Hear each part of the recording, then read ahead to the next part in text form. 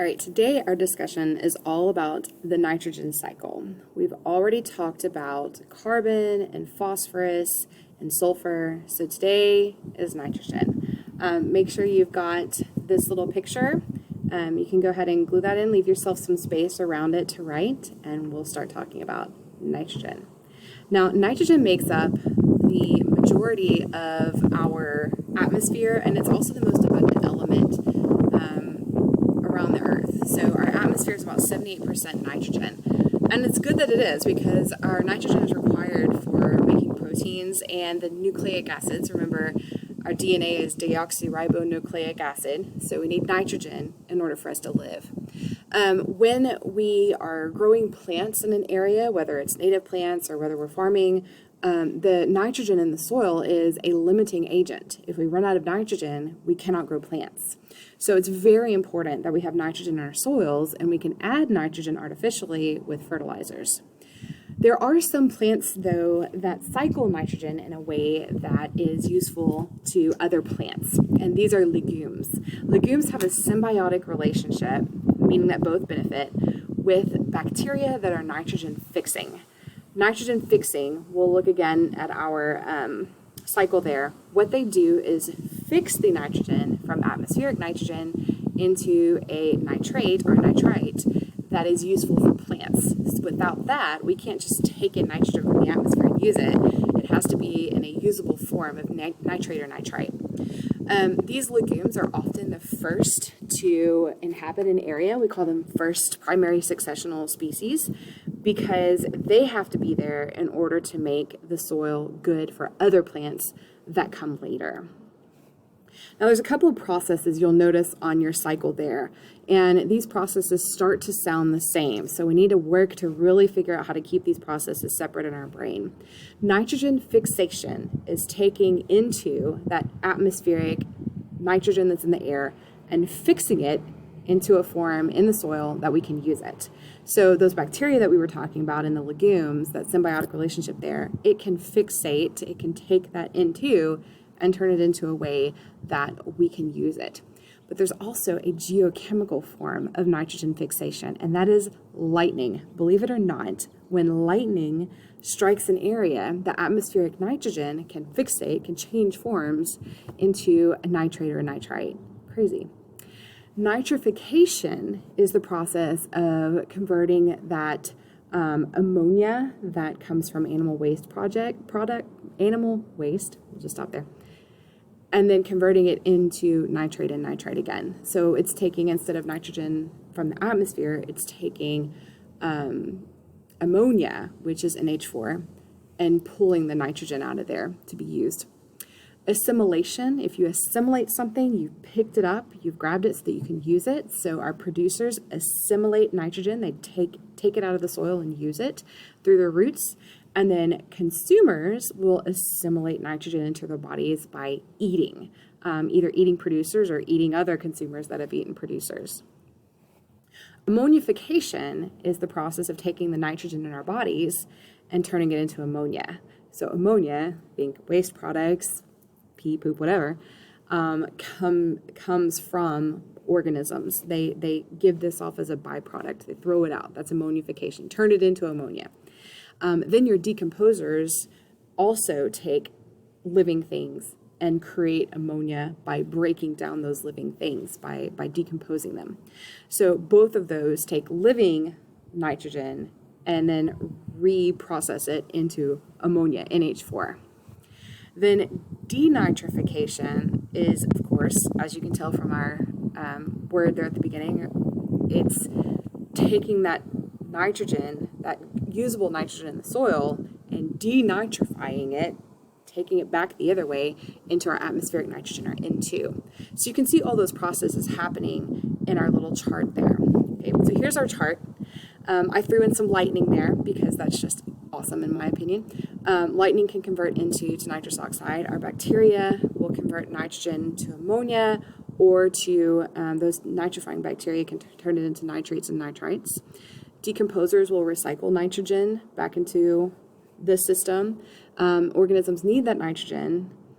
but the atmospheric, the N2 nitrogen, is not as useful to us as that nitrate and nitrite. So I have my processes down there at the bottom, that nitrogen fixation, nitrification, assimilation, ammonification, and denitrification. A lot of things that, like I said, they sound the same. So we've got to figure out in our minds how to get these things set so we understand them.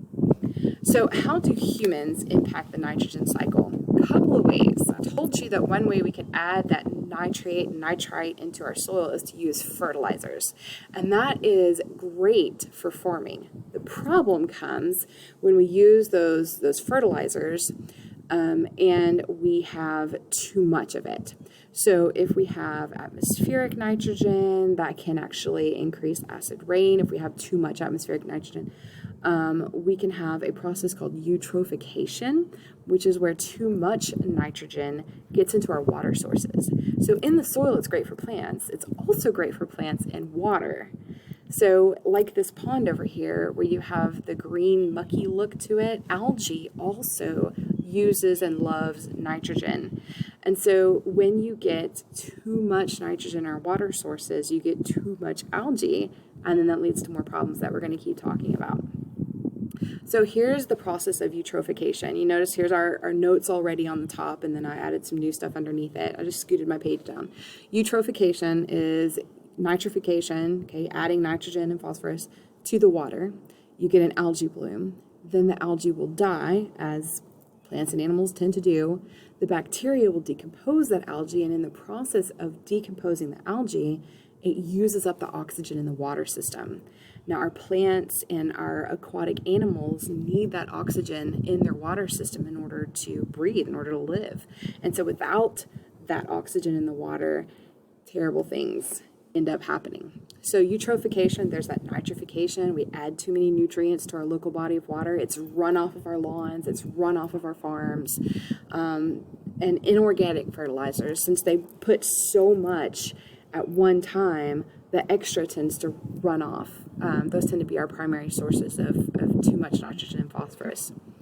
Normally, we have water, bodies of water. If they are first forming, they're what we call oligotrophic.